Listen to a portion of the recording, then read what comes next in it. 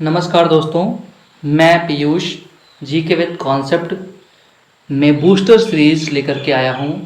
ये booster series आपका बहुत हद तक ध्यान खींचेगी इस बिंदु की ओर कि जब एग्ज़ाम हॉल में आपको किसी प्रश्न में कन्फ्यूजन होता है और कमबख्त वो प्रश्न प्रीवियस ईयर का होता है, तो इस ऊहापोह की स्थिति को, इस असमंजस की स्थिति को दूर करने के लिए हम प्रीवियस ईयर क्वेश्चंस का बारंबार कई बार सतत रूप से अभ्यास करेंगे। तो ये बूस्टर सीरीज 1 है। ऐसे ही बूस्टर सीरीज कई सारी आएंगी और उसके अंदर कई सारे लेक्चर्स आपको प्रोवाइड किए जाएंगे। तो ये देखने में, सुनने में छोटा लेक्चर हो सकता है, लेकिन इसका कंटेंट, इसके लेवल में मैं कतई कोताही नहीं बरतूंगा। और इसका पहले से ही मैं तय किए दे रहा हूँ कि वनडे एग्ज़ाम के लिए भी महत्वपूर्ण है, लेकिन ज़्यादा महत्वपूर्ण है किसी भी लोक सेवा आयोग यानी कि प्रादेशिक लोक सेवा आयोग में ज़्यादा ही महत्वपूर्ण ये सीरीज होने वाली है। ठीक है, चलिए कोई बात नहीं, आइए शुरू करते हैं बूस्टर सीरीज 1 का ये पहला लेक्चर, जो बेस्ड है भारतीय राज्य व्यवस्था के बहुत ही खूबसूरत से टॉपिक जिसका नाम है संविधान का स्रोत। बूस्टर सीरीज में हम ऐसे लेक्चर्स आपको प्रोवाइड करेंगे जो अलग अलग विषयों से संबंधित होंगे, अलग अलग विषयों से जुड़े हुए होंगे और महत्वपूर्ण होंगे, जिनसे प्रीवियस ईयर में संभावना बहुत बनी हुई होगी क्वेश्चन आने की, और आए भी होंगे। और आगामी प्रश्नों की हम बात भी करेंगे कैसे कैसे उसमें संभावना बन सकती है प्रश्नों के आने की, और हम लास्ट में प्रीवियस क्वेश्चंस भी पूरे सॉल्व करेंगे। ठीक है, तो जैसा कि दोस्तों हम जानते हैं कि भारत का संविधान एकल स्वतः का संविधान नहीं है। तत्कालीन शोधवेत्ताओं ने ये खोजा था कि संपूर्ण संसार में जहाँ जहाँ भी लिखित या अलिखित रूप से संविधान विद्यमान है, वहाँ की सर्वोत्कृष्टतम चीज़ों को भारत की संविधान में भारतीय शासन प्रणाली के हिसाब से ढाल लिया गया और भारत के संविधान को मजबूत बनाने में कोई कसर नहीं छोड़ी गई। चलिए देखते हैं, जहाँ जहाँ से चीज़ें ली गई हैं वो प्रश्नों के सहारे से मैंने उन चीज़ों को संकलित किया है, और सारे आप देख ही रहे होंगे, सारे प्रादेशिक लोक सेवा आयोग में पूछे गए प्रश्नों के सहारे से हम तथ्यपरक चीज़ों का अवलोकन करेंगे। चलिए देखते हैं समय जाया न करते हुए। पहला सवाल है कि भारत के संविधान में उद्देशिका का विचार लिया गया है। आपके सामने इटली के संविधान से, दूसरा ऑप्शन है कनाडा के संविधान से, तीसरा फ्रांस के संविधान से, और चौथा यूएसए के संविधान से। तो उद्देशिका क्या चीज है? अगर हम जिक्र करें इस बात का कि उद्देशिका है क्या चीज, तो उद्देशिका का मतलब होता है कि प्रस्तावना। उद्देशिका का अर्थ है प्रस्तावना, या इसी को हम आमुख भी बोलते हैं, इसी को आमुख भी बोलते हैं।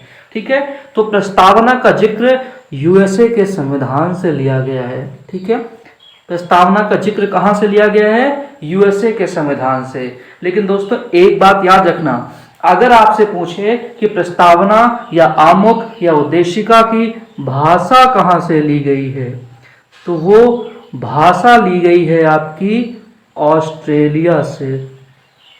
मैं समझ रहा हूं कि आप इस बात को पकड़ पाए होंगे।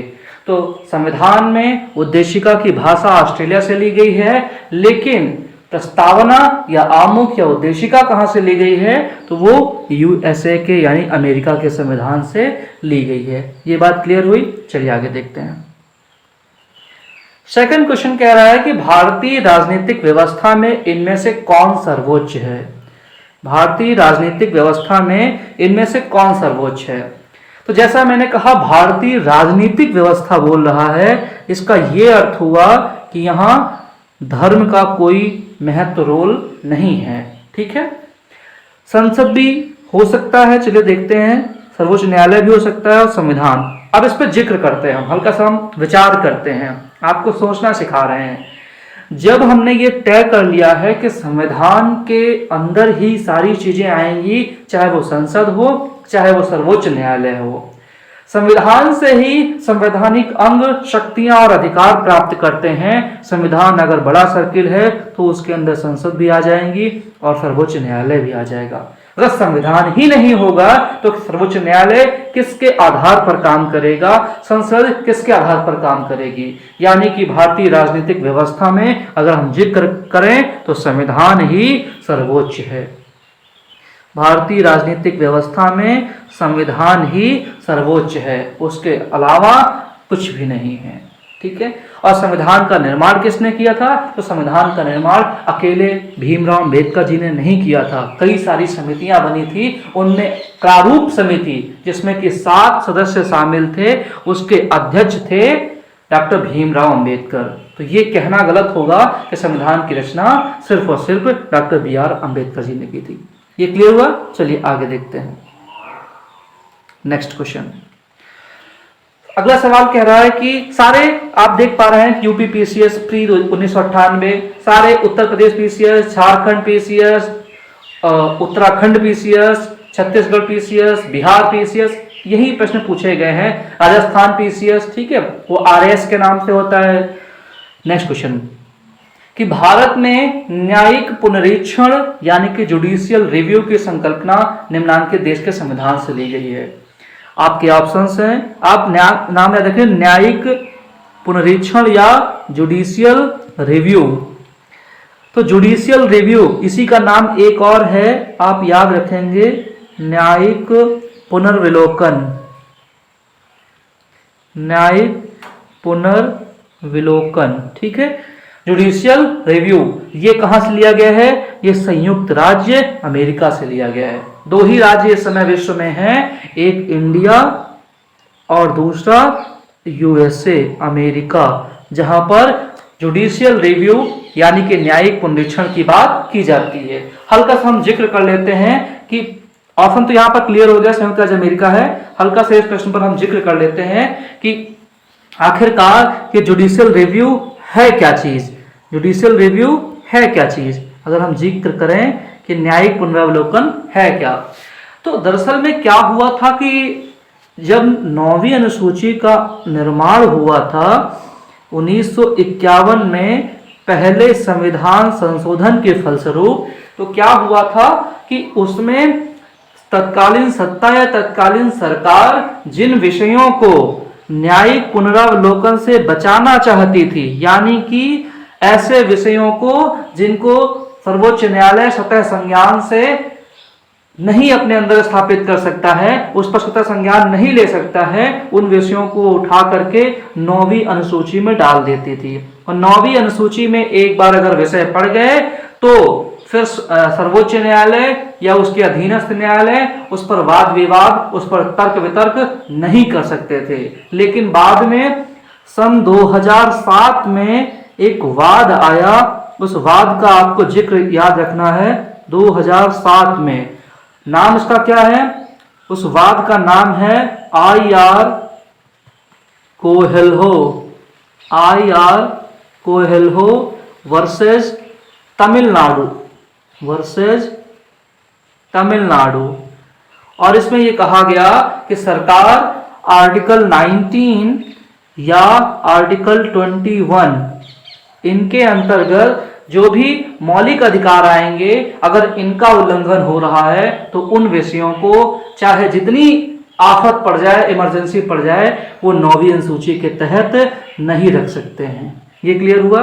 तो न्यायिक पुनरीक्षण का कुछ मतलब नहीं है जुडिशियल रिव्यू, यानी कि अगर कोई निर्णय दे दिया गया है, सरकार ने कोई नियम कानून संसद ने बना दिया है, तो उस पर तर्क वितर्क हो सके, ये पावर किसके पास है? वो सर्वोच्च न्यायालय के पास या उसके अधीनस्थ न्यायालयों के पास है। इसी पावर को हम बोलते हैं न्यायिक पुनरीक्षण। ये बात क्लियर हो गया? मैं समझता हूं कि आपको भली भांति इस बारे में हल्की जानकारी हो गई होगी, प्री लेवल तक तो हो गई होगी। ठीक है, चलिए आगे देखते हैं। ये सीरीज हम तब तक चलाएंगे जब तक कि कोई आगामी लोक सेवा आयोग का एग्जाम नहीं हो जाता है, या आपकी बहुत सारे, मेरा जो व्यक्तिगत कॉन्सेप्ट है, मैंने इस बूस्टर सीरीज को 100 लेक्चर्स में बांटने का निश्चय खुद से किया है। जितना आपका सपोर्ट मिलेगा उसके हिसाब से ही हम आगे देखते हैं कैसा होगा। आज बहरहाल पहला लेक्चर है, ठीक है। अगला क्वेश्चन, निम्नलिखित में से कौन सा लक्षण भारतीय परिसंघ और अमेरिकी परिसंघ में समान रूप से पाया जाता है। यहां मैं हल्का सा जिक्र कर दूं कि भारतीय परिसंघ नहीं लिखना चाहिए था, इनको भारतीय संघ लिखना चाहिए था।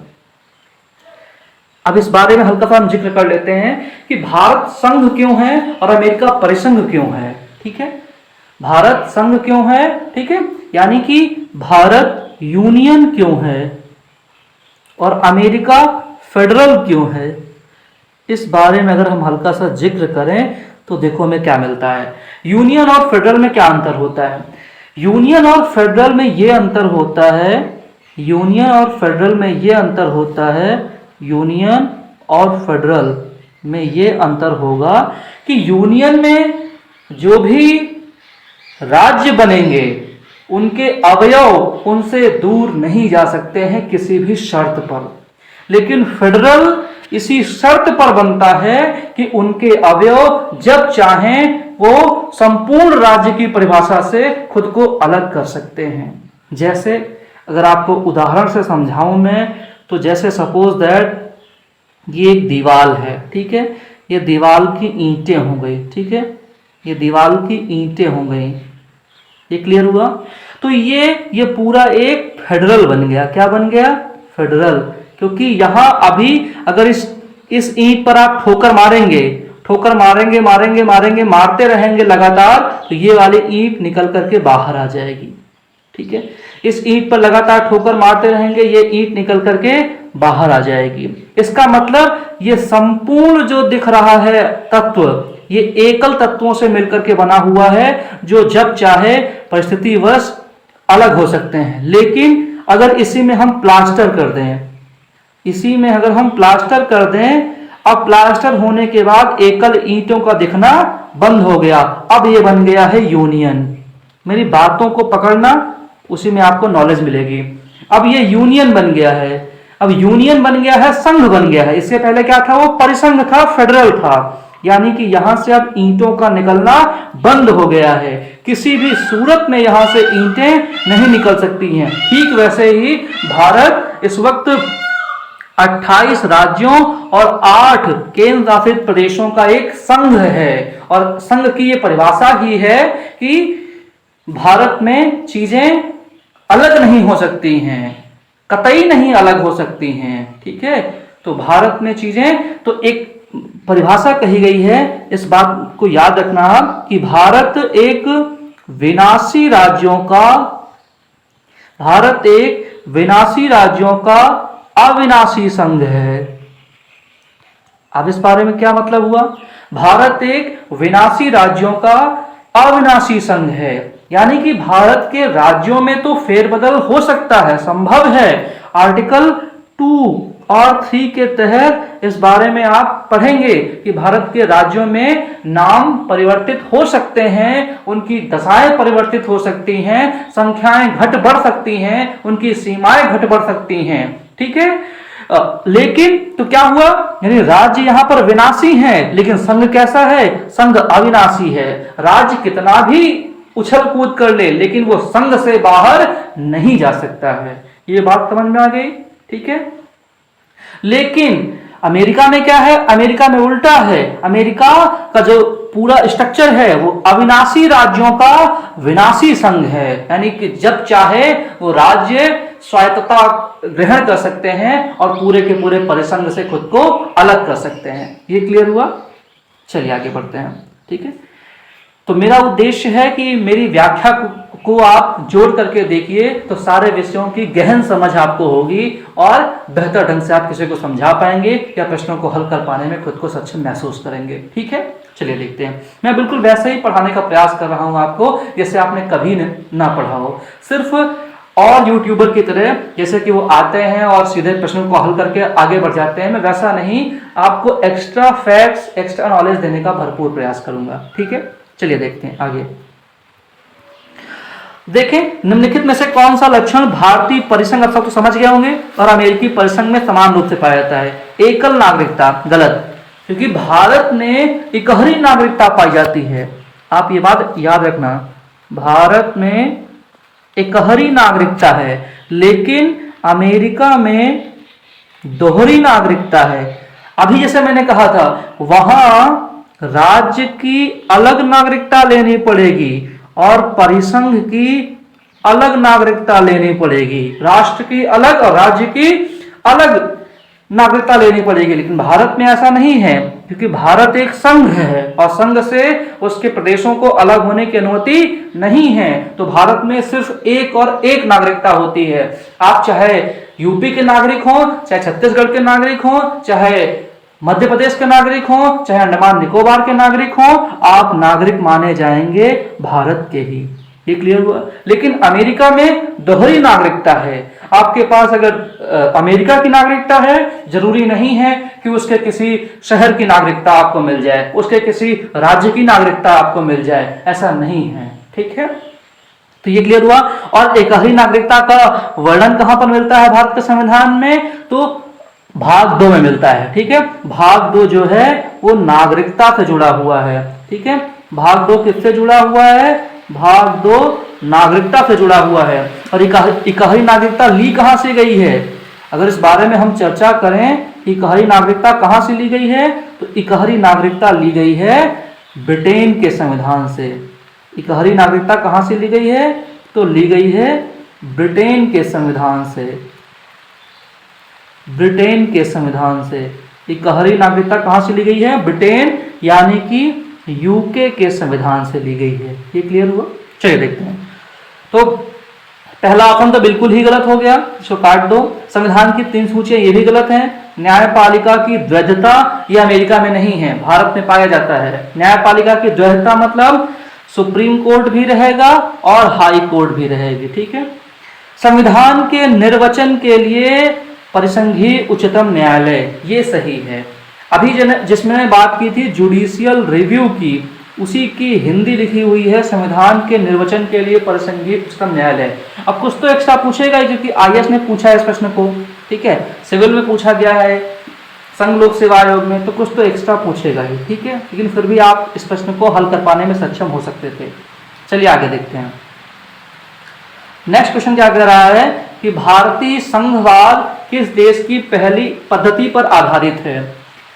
एक चीज याद रखना कि संघ शब्द जहां कहीं भी आ जाए, संघ शब्द, आप ये याद रखना कि संघ शब्द कहीं भी आ जाए तो वो कनाडा के संविधान से लिया गया है। ठीक है, संघ शब्द अगर कहीं भी आ जाए तो संघीय शक्ति अगर कहीं आ जाए तो वो कनाडा के संविधान से लिया गया है। कनाडा के संविधान से एक और चीज ली गई है, मैं उसका हल्का सा जिक्र कर लेता हूं कि अगर आपको याद होगा तो 7th शेड्यूल में, यानी 7वीं अनुसूची में, अनुसूची की संख्या 12 होती है, अनुसूचियों की संख्या कुल 12 है। तो 7वीं अनुसूची में शक्तियों का बंटवारा किया गया है। शक्तियों का बंटवारा किस किस तरह से किया गया है? एक केंद्र सूची है, एक राज्य सूची है और एक समवर्ती सूची है। इसको ऑस्ट्रेलिया से लिया गया है, याद रखना। समवर्ती सूची का जिक्र कहां से लिया गया है? ऑस्ट्रेलिया से लिया गया है। ठीक है, ठीक है, ये बात क्लियर हो गई। अब इस बात को समझिए आप कि समवर्ती सूची ऑस्ट्रेलिया से ली गई है। इन 3 सूचियों के अलावा जो भी शक्ति उस समय बच गई थी, जिसका बंटवारा नहीं हो पाया था, उसे रखेंगे हम कहां पर? उसे रखेंगे अवशिष्ट शक्तियों में। उसे रखेंगे अवशिष्ट शक्तियों में। कहां रखेंगे? अवशिष्ट शक्तियों में, रेसिडुअरी पावर्स में रखेंगे। और अवशिष्ट शक्तियां पर कानून कौन बनाएगा? संघ बनाएगा। तो यानी कि फिर ये कहां पे आ गया है? फिर इसका जिक्र कनाडा से हो गया, क्योंकि मैंने जहां जहां संघ की पावर आएगी, जहां जहां संघीय शक्ति आएगी, वो सब कनाडा से लिया जाएगा। बिल्कुल प्राकृतिक माहौल है, आप सुन सकते हैं। यहाँ मयूर अपना जो भी उनका बारिश हो रही है तो वो अपना विलाप कर रहे हैं, यह प्रियतमा का आवाज दे रहे हैं, जैसा भी आप समझे इस चीज को। चलिए देखते हैं। तो आप समझ गए यूएसए है, तो उसका जवाब क्या होगा? कनाडा होगा। क्लियर? आगे बढ़ते हैं हम लोग। भारतीय संविधान में राज्यों की संघ की संकल्पना को कहां से लिया गया है? वही चीज फिर आ गई है, संघ। तो संघ सूची कहां से ली गई है? ब्रिटिश नॉर्थ अमेरिका के संविधान से। ठीक है, इसका नाम ही है कनाडाई संविधान। क्या कहोगे इसको? कनाडाई संविधान। क्लियर? चलिए देखते हैं आगे। भारत ने समवर्ती सूची की संकल्पना उद्धृत की है। अभी मैंने जिक्र किया है समवर्ती सूची कहां से ली गई है? ऑस्ट्रेलिया के संविधान से। मैंने सबसे पहले जिक्र किया था कि प्रस्तावना की भाषा कहां से ली गई है? वो भी ऑस्ट्रेलिया से ली गई है। ठीक है, ये बात आपको याद रखना है कि प्रस्तावना की भाषा कहां से ली गई है। तो प्रस्तावना की भाषा ऑस्ट्रेलिया से ली गई है। ठीक है, चलिए देखते हैं आगे। भारत के संविधान में समवर्ती सूची की अवधारणा कहां से ली गई है?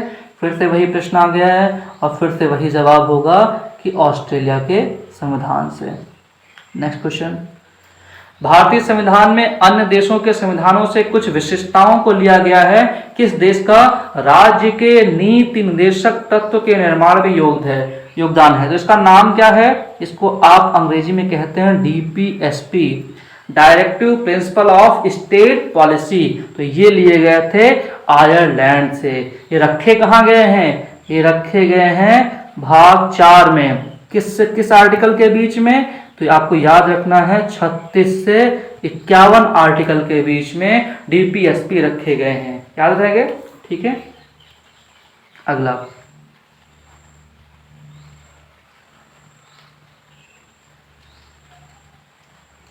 सवाल देखिए, मिलान कराना है। एक तरफ लिखे हैं भारत के संविधान के लक्षण, मौलिक अधिकार, शासन की संसदीय प्रणाली, आपात उपबंध, और एक तरफ लिखा है DPSP, और दूसरी तरफ लिखे हैं उनके संबंधित कहां से लिए गए, देश से लिए गए। ठीक है, तो मौलिक अधिकार आपको याद रखना है कि फंडामेंटल राइट्स जो हैं वो अमेरिका से लिए गए हैं। ठीक है, तो मौलिक अधिकार किससे लिए गए हैं? अमेरिका से।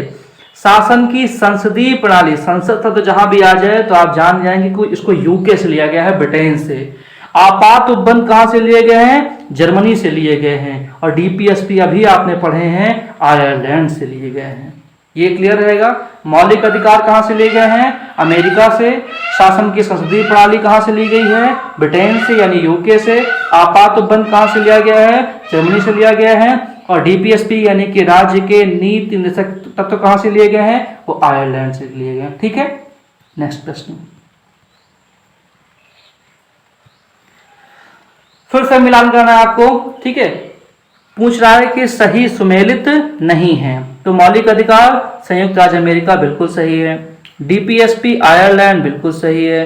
केंद्र की अवशिष्ट शक्तियां अभी मैंने बताया ये कनाडा से ली गई हैं, क्योंकि इसमें संघीय शक्ति आ जाएगी। आपातकालीन शक्तियां जर्मनी। तो सही ऑप्शन कौन सा हो गया? C, क्योंकि C में गलत लिखा हुआ है। नेक्स्ट क्वेश्चन, फिर से मिलान करना है आपको। विधि का शासन, तो विधि का शासन आपका कहां से लिया गया है? ये विधि का शासन जापान से लिया गया है। आपको ये बात याद रखनी है।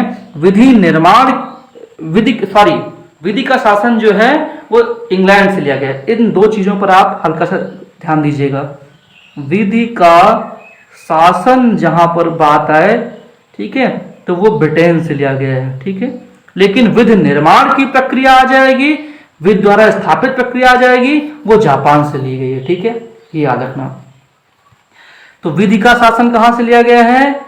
इंग्लैंड से। विधि द्वारा स्थापित प्रक्रिया कहां से ली गई है? जापान से। राष्ट्रपति के विचारार्थ राज्यपाल द्वारा विधेयक सूचित रखना कहां से लिया गया है? ये लिया गया कनाडा से। और विस्तृत उभयनिष्ठ सूची, इसी को हम बोलते हैं समवर्ती सूची, और ये कहां से ली गई है? ये ली गई है ऑस्ट्रेलिया से। क्लियर रहेगा।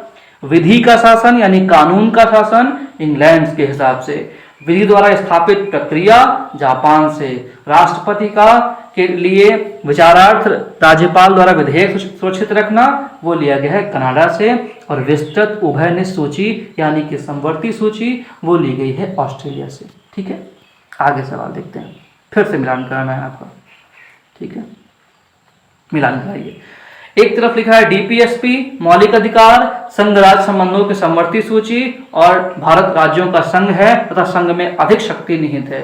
एक तरफ उसके संबंधित देश लिखे हुए हैं। तो मैंने अभी बताया है डीपीएसपी कहाँ से लिए गए हैं, डीपीएसपी लिए गए हैं आयरलैंड से। तो ए वाले का किससे मिल जाएगा, आयरलैंड से। मौलिक अधिकार कहाँ से लिए गए हैं, तो मौलिक अधिकार लिए गए संयुक्त राज्य अमेरिका से। कहाँ किससे मिल जाओगे, 5वें से। संघ राज्य संबंधों की समवर्ती सूची कहाँ से ली गई है, तो समवर्ती सूची ली गई है ऑस्ट्रेलिया से। आखिरी भारत राज्यों का संघ है, तो संघ का जिक्र कहाँ किया गया, कनाडा से किया गया है। ठीक है, यूके का यहाँ पर इसमें कुछ नहीं था। ये क्लियर हुआ, चलिए आगे देखते हैं। नेक्स्ट क्वेश्चन क्या क्या क्या कह रहा है कि भारतीय संविधान में मौलिक कर्तव्यों का विचार कहाँ किया गया है। फंडामेंटल ड्यूटी ये कहाँ रखे गए हैं, ये भाग 4 में रखे गए हैं, भाग 4 का में रखे गए हैं। ठीक है, बाद में जोड़े गए थे। कब जोड़े गए थे ये, 42वें संविधान संशोधन 1976 के फलस्वरूप। समिति कौन सी थी, स्वर्ण सिंह समिति थी। समिति कौन सी थी, स्वर्ण सिंह समिति थी। ठीक है, और क्या रखना है आपको कि शुरुआत में सिर्फ अगर पूछा जाए सवाल कि मूल संविधान में कितने मौलिक कर्तव्य थे, तो 0 कहोगे। क्यों कहोगे ऐसा, क्योंकि मूल संविधान में तो मौलिक कर्तव्य थे ही नहीं। 42वें संविधान संशोधन 1976 में स्वर्ण सिंह समिति की सिफारिश पर जोड़े गए थे, वो भी शुरुआत में सिर्फ और सिर्फ 10 मौलिक कर्तव्य थे।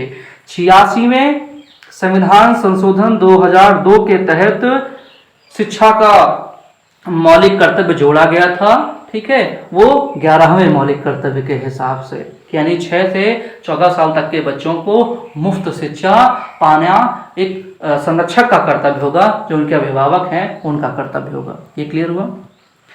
तो मौलिक कर्तव्य कहाँ से लिए गए हैं, तो मौलिक कर्तव्य लिए गए हैं रसिया यानी उस समय का यूएसएसआर यानी पूर्व सोवियत संघ के संविधान से। नेक्स्ट क्वेश्चन क्या कर रहा है कि भारत का संविधान सबसे अधिक लंबा हो गया है। बिल्कुल सही है, सबसे लंबा हो गया है। मौलिक अधिकारों का अध्याय अमेरिकन संविधान से लिया गया, ये भी सही है। और ऑप्शन क्या कह रहे हैं, ऑप्शन कह रहे हैं कि ए तथा आर दोनों सही है तथा आर ए की सही व्याख्या करता है। नहीं, ऐसा नहीं, गलत। ठीक है, क्यों, क्योंकि उसमें कहा गया है कि भारत का संविधान लंबा हो गया है और साथ में कारण दिया हुआ है क्योंकि मौलिक अधिकारों को अमेरिका से लिया गया है। तो सिर्फ मौलिक अधिकारों को शामिल कर लेने से भारत का संविधान विस्तृत या लंबा चौड़ा नहीं हो गया है, बहुत सारे रीजन है उसके पीछे।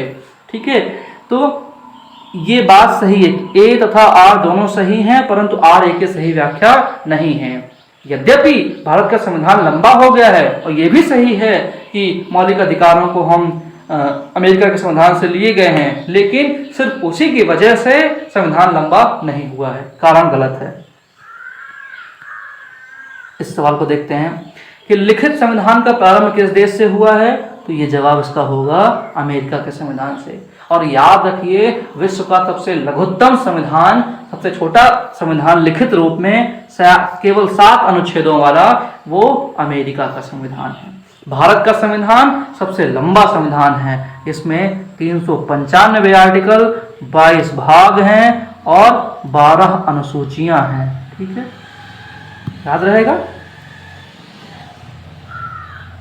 इस सीरीज का आखिरी क्वेश्चन, मौलिक अधिकारों की अवधारणा कहाँ से ली गई। अभी आपने पढ़ा है फंडामेंटल ड्यूटी पढ़ लिया था, अब फंडामेंटल राइट्स कहाँ से लिए गए थे, मौलिक अधिकार कहाँ से लिए गए, तो ये लिए गए हैं यूएसए के संविधान से। कहाँ रखे गए हैं, भाग 3 में रखे गए हैं।